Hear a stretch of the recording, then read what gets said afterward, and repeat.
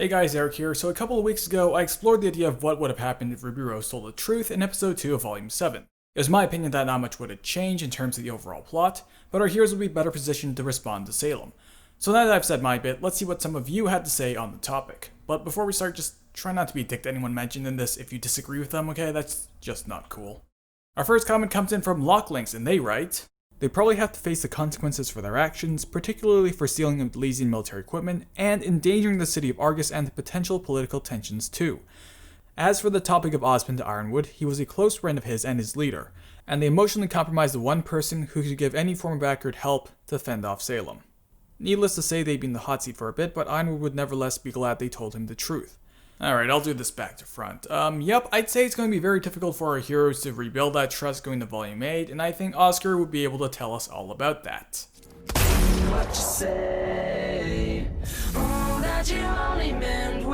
Now on a more serious note, and to address the first half, Ironwood seemed pretty forgiving of the whole airship theft. In fact, he found it kind of amusing, as we can see him chuckle here at Team RWBY's antics. So yeah, they wouldn't be in much trouble, but now what I really want to get at here is the endangering of the city of Argus. Yes, Team RWBY Jr. stole something, and yes, they annoyed the ever-loving hell out of Cordovan, but this entire response is her doing. She made the situation a million times worse than it had to be. She let student huntsmen and civilians get the better of her, and she failed to fulfill her duty as an officer of the Atlas military. Ma'am, what's your status? We need an answer. Over. More skilled pilots could have easily intercepted this rogue plane, flown by an amateur pilot, but instead she decided to dive off the deep end and get a giant mech out. A giant mech, which I may remind you, is not an anti-infantry weapon, or even an anti-aircraft weapon for the most part.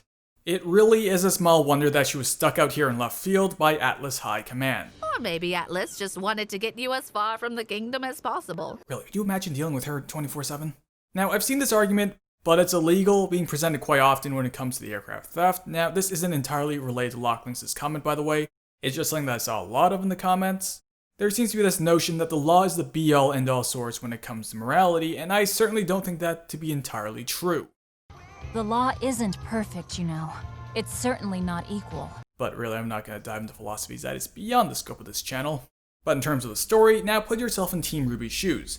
You are the only people on the planet with this vital information and no alternative means to deliver it, other than in person. Remember, you can't just call Ironwood, the global communication system is down. Short-range radio is the best you've got. An attack may be coming any day now, or might already be underway for all you know. A blowhard specialist has just shut you down after you've asked nicely, and not so nicely. And you must ask yourself, do the consequences of this theft outweigh those of what would happen if the relic or this vital information doesn't get to Atlas? There is a time and place for by the book, and this didn't seem to be it. And at this point, someone is pointing out the irony of them going to such lengths to get the lamp and intel to Ironwood, only to not do it 100%. Yeah, and of course, Weiss and Crow could have gone ahead, but that option is risky too, since there'd be no way of contacting them, and there's a good to fair chance that Weiss would have been sent back to Shinny Manor when they got there. And then they'd be stuck. Because Pilot Boy is dead. Rest in peace. Okay, let's move on before we dive in this whole rabbit hole of what Team RWBY Jr. could or should have done, because really, that would be quite a lengthy video. Robert Mirhady? I'm sorry if I pronounced your name wrong. The difference between Ren, Nora, Jean, and Ironwood finding out the truth is the timing. Ironwood didn't have any time to process the info. If RWBY had told him the truth in episode 2, he would have had some time before shit hit the fan. That, and I think RWBY and Oscar might have skimmed over the most important detail of Salem's immortality. It's conditional. That key detail could have made a huge difference in both cases when telling the truth to others. Now, I definitely agree with this sentiment. Ironwood's been fighting this political battle for I don't even know how long, and RWBY even acknowledges that he looks rather tired. He looks tired. So I don't entirely know what she was thinking after having so many days to suss out whether or not Ironwood was on the right path. From Ironwood's point of view, everyone has been pitted against him when he's trying just to do the right thing. And that amount of mental stress must be tremendous, and I think at least he should get some credit for staying the course for that long.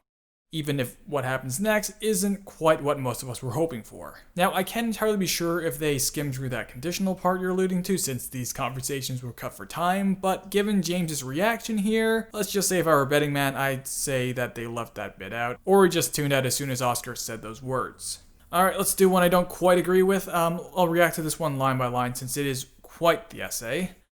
So this comment comes in from Blackwood Pinetree. I still call them hypocritical.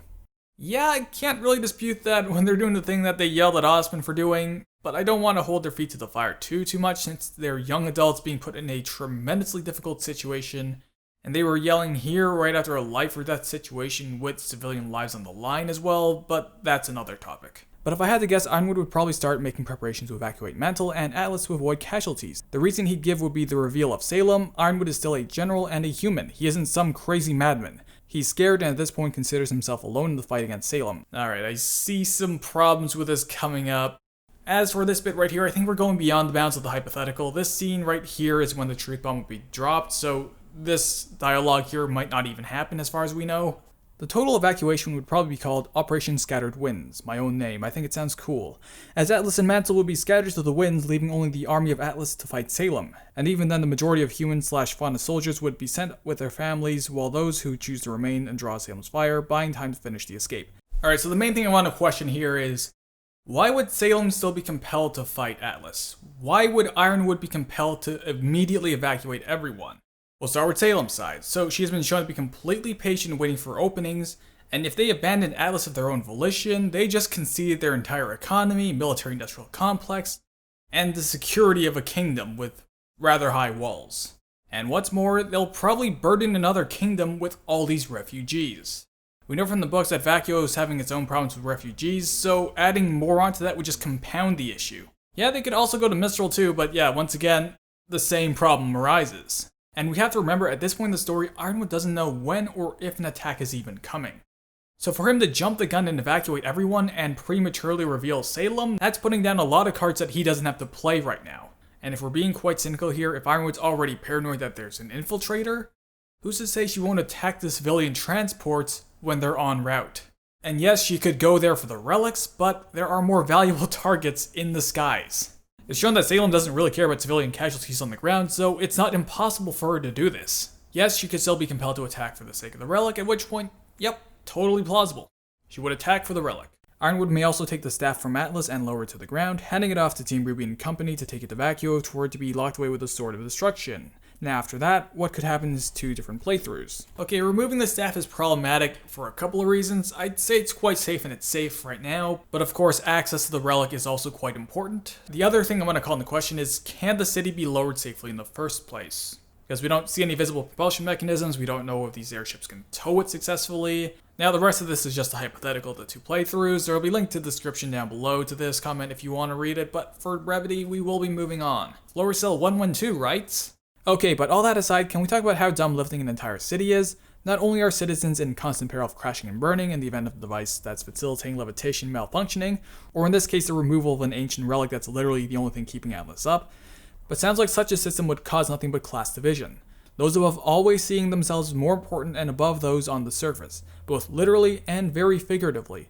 Young Osmond was certainly a naive fool. Now, even if this thing is over-engineered to the point of having many redundancies for its levitation mechanism, which might not be possible, the fact that all it takes is for someone to yoink the staff or to come crashing down is very, very short-sighted.